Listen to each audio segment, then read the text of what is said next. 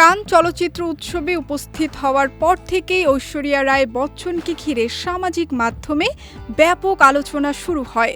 পোশাক, শারীরিক গঠন ও চেহারা নিয়ে নানা মন্তব্যের পাশাপাশি বডি শেমিংয়েরও শিকার হতে হচ্ছে এই সাবেক বিশ্ব সুন্দরীকে। এমন পরিস্থিতিতে তার পাশে দাঁড়িয়েছেন বলিউডের জনপ্রিয় অভিনেত্রী মাধুরী দীক্ষিত।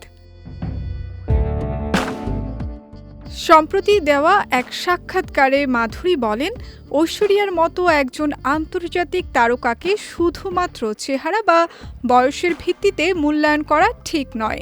মাধুরীর মতে দীর্ঘ 2 দশকেরও বেশি সময় ধরে বিশ্ব মঞ্চে ভারতকে প্রতিনিধিত্ব করে আসছেন ঐশ্বরিয়া এবং দেশের জন্য সম্মান বয়ে এনেছেন। মাধুরীর ভাষায়, একজন মানুষের সাফল্য, অবদান ও ব্যক্তিত্বকে ওজন, পোশাকের মাপ বা বয়সের সংখ্যার মধ্যে সীমাবদ্ধ করে দেওয়া উচিত নয়। ঐশ্বরিয়া শুধু বাহ্যিক সৌন্দর্যের জন্যই নন, তার ব্যক্তিত্ব ও মানবিক গুণাবলীর জন্য প্রশংসার দাবিদার। এই ডান্সিং ডিভা আরও বলেন, ঐশ্বরিয়াকে নিয়ে বাজে মন্তব্য সমাজে ভুল বার্তা ছড়িয়ে দেয়।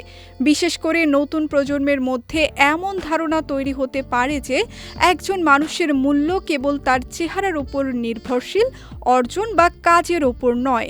এই মানসিকতা অত্যন্ত ক্ষতিকর এবং তা বদলানো প্রয়োজন। সেই সাক্ষাৎকারে সামাজিক যোগাযোগ মাধ্যম প্রসঙ্গেও কথা বলেন তিনি। মাধুরীর মতে, সমালোচনামূলক মানুষ সবসময়ই ছিল, তবে এখন ডিজিটাল প্ল্যাটফর্মের কারণে যে কেউ খুব সহজে নিজের মতামত প্রকাশ করতে পারছেন, ফলে নেতিবাচক মন্তব্য আগের তুলনায় অনেক দ্রুত ছড়িয়ে পড়ছে।